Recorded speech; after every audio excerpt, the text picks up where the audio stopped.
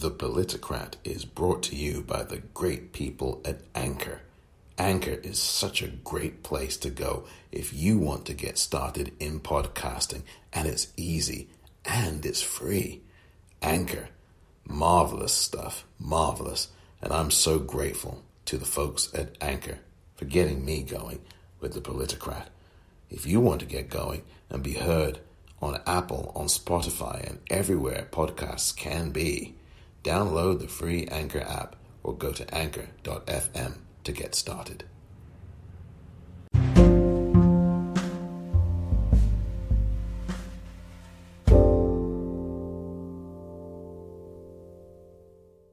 Welcome to The Politicrat. I'm Omar Moore. It is Monday, May the 18th, 2020. The topic today, betrayed.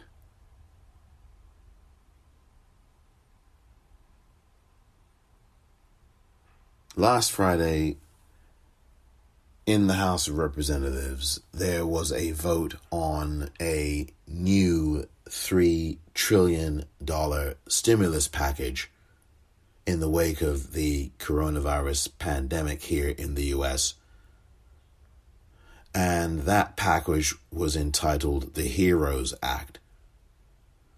It was billed as an act to give money to care workers, to support strengthening of voting rights and the integrity of this November's election. And it also was to give another round of stimulus check payments to all Americans, except this time for every American under $100,000 of earnings. So it would be $100,000 and below. The act was also passed, and it included provisions for the undocumented to receive stimulus check money, because in the bill that was passed in March of this year, the undocumented did not receive any money. Only their spouses would. So if they were here in this country and they were married to an American citizen, they would not get the money, simply because, as the Trump administration said, well, you don't have a social security number, you're undocumented, therefore you don't get the money. So this new bill was intended and did intend and includes for the undocumented to receive monies for all the things they do. Most of the people on the front lines, a good portion of them are undocumented workers. The people who are dying from COVID-19 are disproportionately undocumented workers in aspects of the service sector, because they are coming into contact with the public. They do not have the luxury of working from home. They do not have the privilege of being able to stay home for the rest of their working lives, as people who work for Twitter were told to do last week. Literally told that they could work from home permanently, no matter where they were.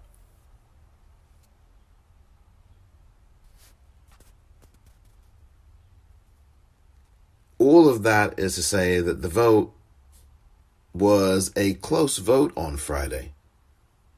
It was a rather close vote. And what happened with that vote was that on Friday evening, there were rounds of Congress persons coming to the floor because of the physical distancing. They were voting in groups of a few at a time. And the social distancing, physical distancing was put in place. And you had rounds of Congress people voting. There was no actual release of the breakdown of the vote. I think perhaps because of that particular way of doing the vote. And there was remote voting that was also voted on prior to the voting passage of this act. This new act, this HEROES Act, this new $3 trillion stimulus bill, passed by a count of 208 to 199. That's a pretty darn close vote. Now, granted, not every single congressperson voted, but certainly a lot of them did. So 208 to 199 was the final passage of that HEROES Act.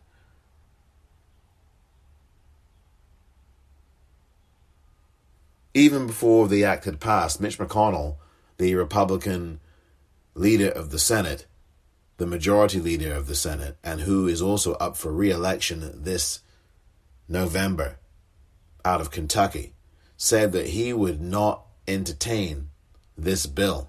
He would not put this bill up for a vote, and if he did put it up for a vote, it would fail. Republicans make up the majority of the U.S. Senate. They have 53 members, and all that would be required for this bill to pass in the Senate would be a majority vote. There would need to be at least, I guess, 5.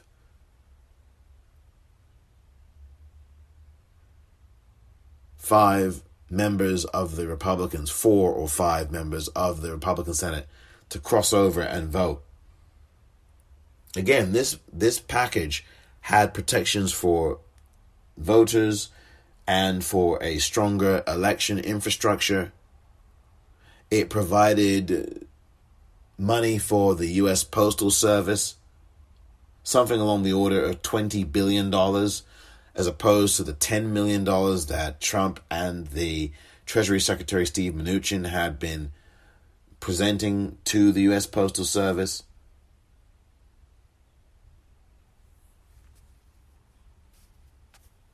But here's what that bill did not have, and this is what leaves me feeling very disappointed about the Democrats, particularly the House Democrats, especially the Speaker of the House, Nancy Pelosi, who herself is up for re-election this coming November. It is important that the Democrats maintain the House. Obviously important that they win back the U.S. Senate. That is, I think, arguably the number one priority. 4 Democrats would do it. If the Democratic Party could get a net gain of 4 seats this November in the Senate, they would control the Senate. It would be bye-bye Mitch McConnell as the majority leader of the Senate, and the Senate would be in Democratic hands. But again, what we also must make sure of is that the Democrats are able to hold on to the House. The House lost 1 Democratic member last week, or at least one Democratic challenger to replace Katie Hill in Orange County, California. She had to resign last year due to a scandal, and I'm sure you know all about it. And now you have a Republican who, at least at this point, is going to be challenging for November. I think he's going to either be a temporary challenge, a temporary seat holder, or he's going to be the challenger for that seat. However it shakes out, and there was certainly some chicanery going on with that vote. Devin Nunes even admitted that there was ballot harvesting, which is the act of, it's an act that is certainly not democratic, to say the least, of having groups of people saying, well, we'll send that ballot in for you. You don't have to worry about going to your local Board of Elections office. You don't have to worry about any of that. We'll take care of it for you. We'll even fill out your ballot for you. People do fall for this. And usually people, unfortunately, who are elderly, not in the position to move around so easily, people who have disabilities. And so when someone comes up to you and they say to you, hey, look, we can do this for you. let me do this for you. You don't have to leave. Look at the position that you're in. You're, especially in this pandemic, and you don't really want to risk going out there. So you can just give me a ballot and, we'll do this for you. By the way, this is legal in California, where people can send in your ballot for you. This is the only state in the country where this happens, where it's actually okay to do this. I think that California should reconsider. I can tell you personally that I had done some canvassing earlier this year, and I was given ballots to hand in. I mean, there would have been nothing stopping me from not turning them in. There would have been nothing stopping me from manipulating those ballots. Nothing whatsoever. I did not do any such thing, of course. I didn't manipulate the ballots. I turned them in. But in this particular race in Orange County, California, in Southern California, that did not happen. And the ballots were manipulated, and then they were turned in manipulated, and then they were, obviously if they were going for the Democratic opponent, the ballot would not be turned in. If it was for the Republican opponent, the ballot would be turned in. If it was for the Democratic opponent, the ballot would be manipulated or not turned in.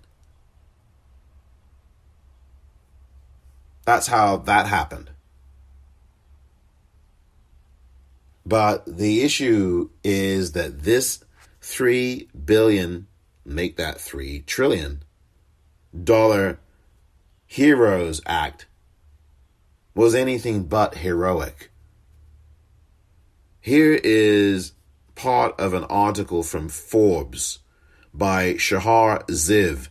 This is dated May the 16th, 2020, and it is entitled HEROES Act Passes House, Omits $2,000, Recurring Stimulus Checks, and Other Notable Items.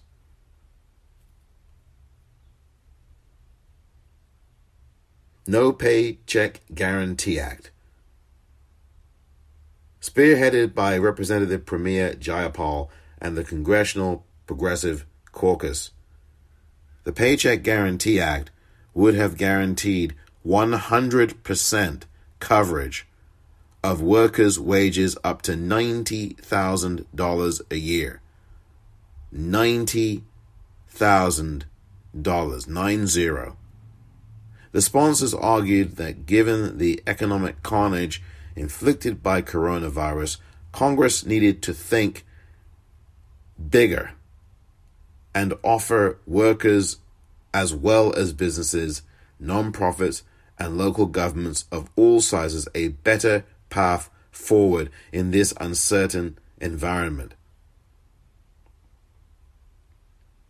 Interestingly, an analysis by Moody's chief economist Mark Zandi estimated that the net cost of the program would be $654 billion over 6 months, which is actually less than the 2 rounds of small business loans approved by Congress as part of the Paycheck Protection Program. Another interesting feature of the proposal would have taken out banks as the intermediary to disperse payments, instead facilitating payments straight from the IRS to employers.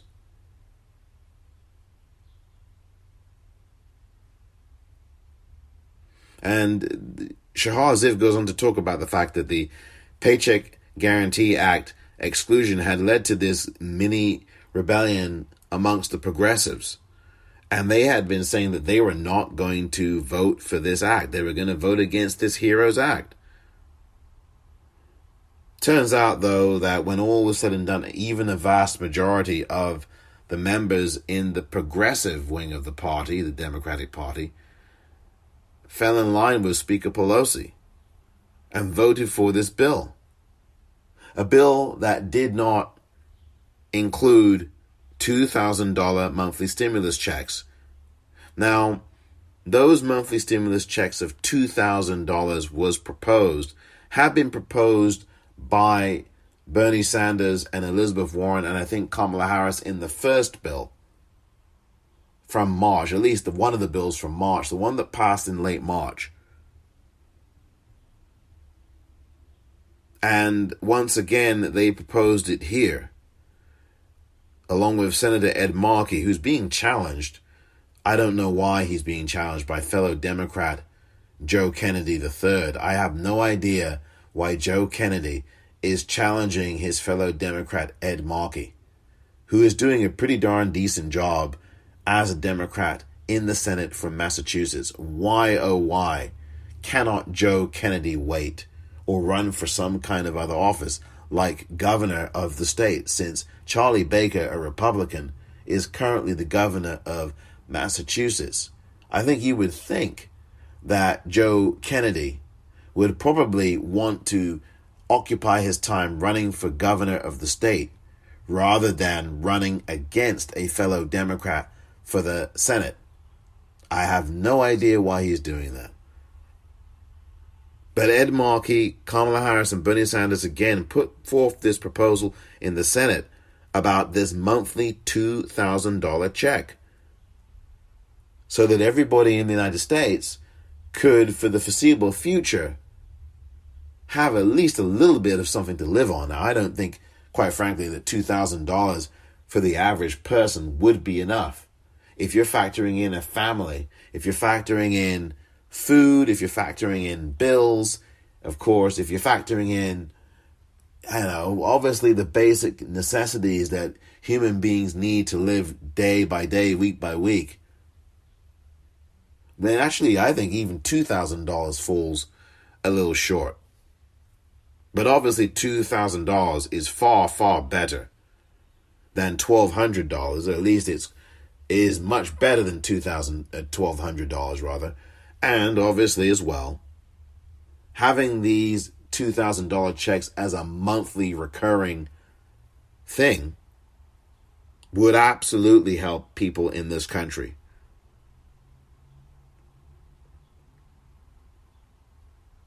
The HEROES Act included, this is back to the article from Shahar Ziv in Forbes magazine. The HEROES Act included the proposal for a second round of direct payments to Americans, $1,200 for an individual, $2,400 for joint filers, and $1,200 for up to 3 dependents. This one-time infusion of cash would provide relief to many Americans who exhausted their funds from the first round of stimulus payments, received a lower amount than anticipated, or are still waiting to receive it. I think many of us are in that latter category. By the way, do you know that billionaires in this country stole money from the payment protection plan for small business? They were able to not only access that money, but they stole that money from the small businesses, the actual mom and pop businesses. The mom and pop businesses were left holding the bag. They were betrayed. We were betrayed. And what you had happen is you had these greedy businesses, big businesses, who tried to get around, I call steal, the money by claiming that they were somehow small businesses. So they were stealing 10, 20, 30 million dollars that they did not need. Ruth Chris Steakhouse, Shake Shack, the Los Angeles Lakers, and a number of others, taking money that did not belong to them. They stole it. And when they were shamed publicly. Only then did they give this money back. By the way, the money that they gave back, where exactly did that money go? And who received it? Did it go into the pockets of the Treasury Secretary? Did it go into the pockets of Donald Trump? Did it go into the pockets of some other billionaires?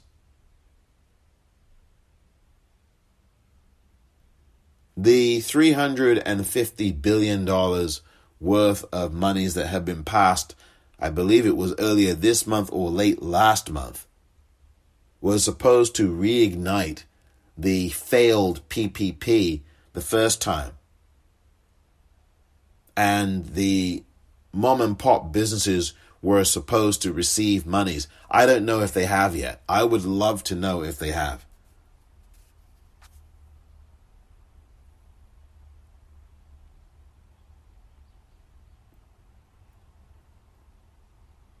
Here's the mistake that the Democrats in the House made, and quite frankly, some of the senators in the Democratic Party as well, but mostly in the House. The House Democrats had all the power and they backed off. The bottom line is that Steny Hoyer, who again up for re-election like all of these House members are in November, Steny Hoyer was bristling back in March at the Republicans on the House floor. Oh my goodness, you waited for 2 more weeks to get another $16 million. Yeah, they did. They did that. But what did the Democrats do? What did you do, Steny Hoyer? What did you do, Nancy Pelosi, Speaker of the House? Speaker Pelosi, what did you do? Did you push back? Did you refuse to buckle? Did you refuse any kind of grandstanding and threatening tactic by the Republicans in the House? Or did you capitulate? Did you cave? Did you say, well, we'll fight that battle for the next time?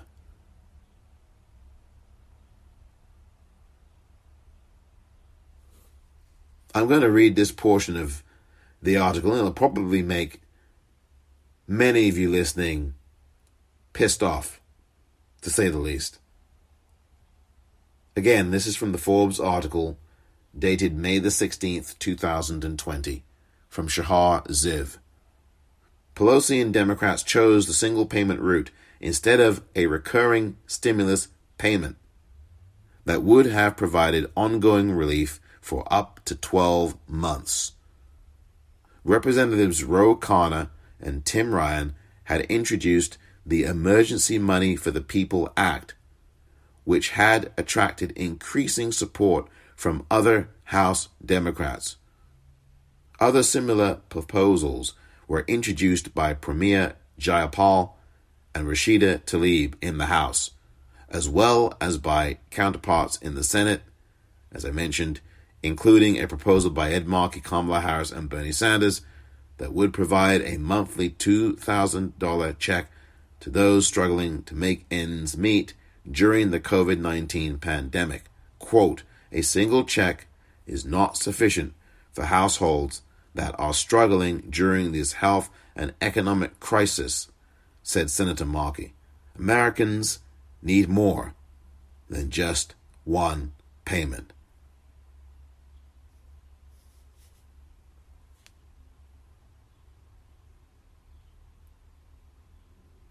Why would Joe Kennedy be challenging Ed Markey for Ed Markey's Senate seat in Massachusetts when Ed Markey, and I get it, it's an election year, when Ed Markey is pushing for more money for the very constituents that Joe Kennedy wants to win over at Markey's expense? I really do hope that Joe Kennedy has reconsidered this, and I have not followed the machinations in Massachusetts very carefully, so I must admit that to you. But I really do wish that Joe Kennedy reconsider if he hasn't already bowed out or lost out in some kind of primary challenge. Because I don't think that Joe Kennedy makes a lot of sense here. But even more than that, I am very disappointed in the House Democrats, specifically Speaker Pelosi and the corporate Democrats. because it is they who I think have capitulated the most. Speaker Pelosi has the power. I've talked about this before. I talked about this several weeks ago in an episode of this podcast. And in that episode, I had said that the Democrats had had a very poor week, a very poor last few months.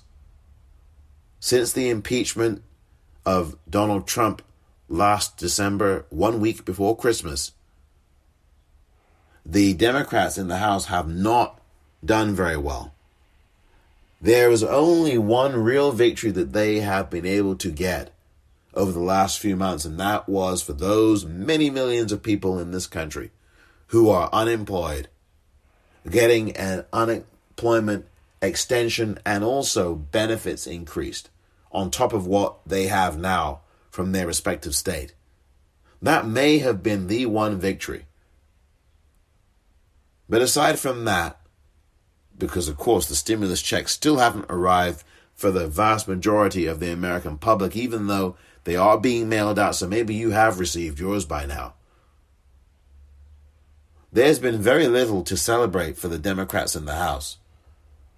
And I would really advise Democrats in the House to be very, very clear about November.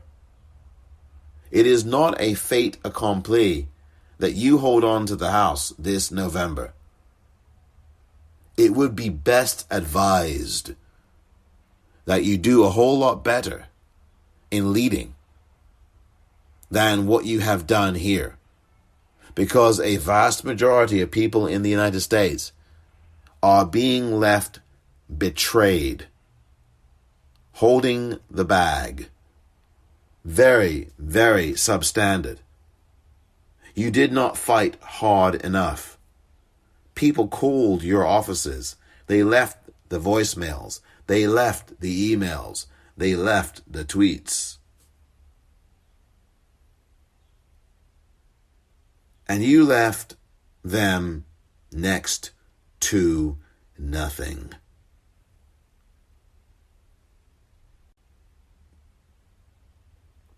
The Worker Relief and Security Act, introduced by Senators Michael Bennet and Jack Reed, along with Representative Don Beyer, aimed to align relief with the span of the COVID-19 pandemic as opposed to allowing benefits to lapse after a fixed period of time. However, this proposal, along with automatic stabilizers of any kind, were left out of the HEROES Act passed by the House. Instead, the bill would simply extend the enhanced unemployment benefits through January 2021. Quote, "There were a lot of important priorities, and this wasn't at the top of the list, unfortunately," said Don Beyer. What are the Democrats doing? What are the House Democrats doing? No. Let me be even more specific than that. What are the House leaders in the Democratic Party doing? I can assure you that they and their families are very well taken care of. They are very well taken care of. Speaker Pelosi does not have to worry about her economic situation. James Clyburn, the majority whip, does not have to worry about his economic situation. Steny Hoyer, the majority leader in the House, does not have to worry about his economic position. So why is it that millions of Americans have to continue to worry about their economic position when it is you, Speaker Pelosi, when it is you, Majority Whip Clyburn, when it is you, Majority Leader Hoyer, who are in charge, when your party has the majority in the House? The voters in this country invested blood, sweat, and tears ensuring in 2018 at the midterms that there would be a Democratic House. And so far, if we are honest with ourselves, the House Democrats, aside from impeaching Donald Trump, have done very little to move the needle for the vast majority of the American public. I know that the House Democrats have passed major legislation. They've passed 500-600 pieces of it. I am not overlooking that. They have passed since the beginning of 2019 500-600 pieces of legislation. And almost all of that is dying on the desk of Senate Majority Leader Mitch McConnell, the Republican from Kentucky. And I urge the good people of Kentucky to hold the Grim Reaper accountable this November and vote for Amy McGrath. She will certainly be an infinitely better leader for the state of Kentucky than Mitch McConnell has been. McConnell's ratings in Kentucky are in the sewer. But I don't think we should get very happy about that, because we've got to make sure in Kentucky that you vote him out. I am very concerned about the House majority right now. Speaker Pelosi really has to be better. And we must participate in these elections. Midterms, general. You're going to have Republicans stealing votes. So we must turn out in droves. But this is not a very good incentive for the average voter to turn out in droves. At least for these down-ticket races. Because I think it is very important that voters vote down ticket. Every single race on that ballot must be voted in. Must be voted. You cannot leave out races. But I do fear that some people might end up doing that when they find out that there have been no improvements to get funds to individuals more quickly or accurately. Shahar Ziv again here from his Forbes magazine article dated May the 16th, 2020. Problems with the CARES Act weren't limited to eligibility or duration of funding. They also involved executional mistakes. The process of delivering funds to individuals and small businesses was riddled with friction and complexity. Many individuals have still not received their stimulus checks from the CARES Act. Others received checks but for a lower amount than expected and are being told by the IRS that they won't be able to receive the difference until 2021 when they file their taxes.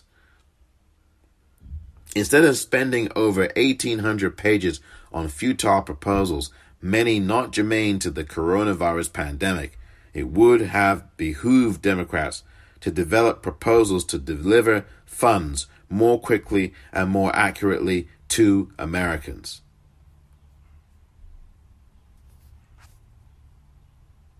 The Democratic Party were completely intimidated. They allowed themselves to be intimidated and pressured by the minority in the House, the Republican Party minority.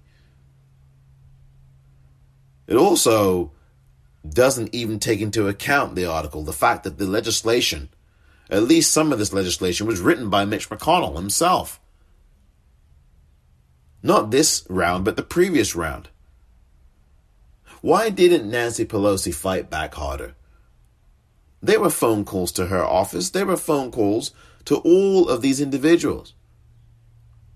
And in the previous stimulus check, or at least the previous round of votes for the PPP several weeks ago, only House member Alexandria Ocasio-Cortez voted against it because she said very clearly it did not protect the average person. It did not give anything to the frontline workers. She was absolutely correct. I think that the House Democratic leadership were intimidated. And with power, you should never be intimidated. You should be intimidating. And I don't think that Speaker Pelosi and the rest of the House Democratic leadership used their power wisely. Sometimes the Democratic Party has a hard time wielding power and using it effectively. And I really think that this is what happened in this case. How can you not fight for the average person?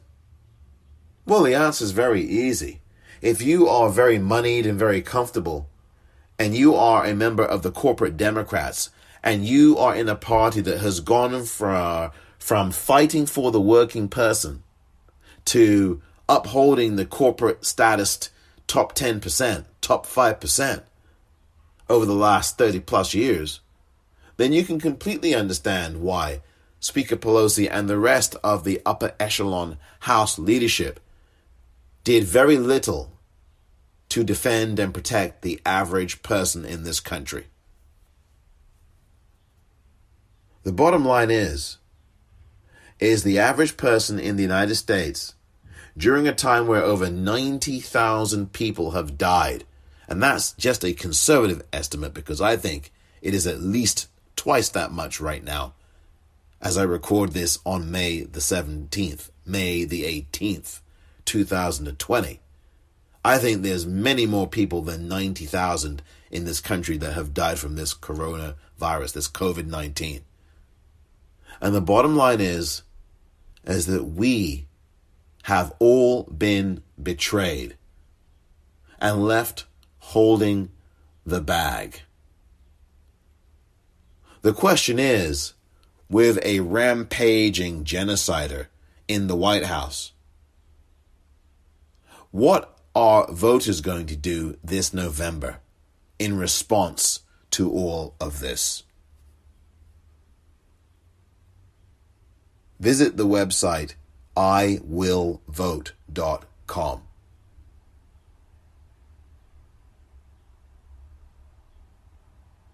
Please register to vote. Please check your voter registration and do so at least twice a month. The time is now. Thank you very much for listening to this edition of The Politicrat. I'm Omar Moore.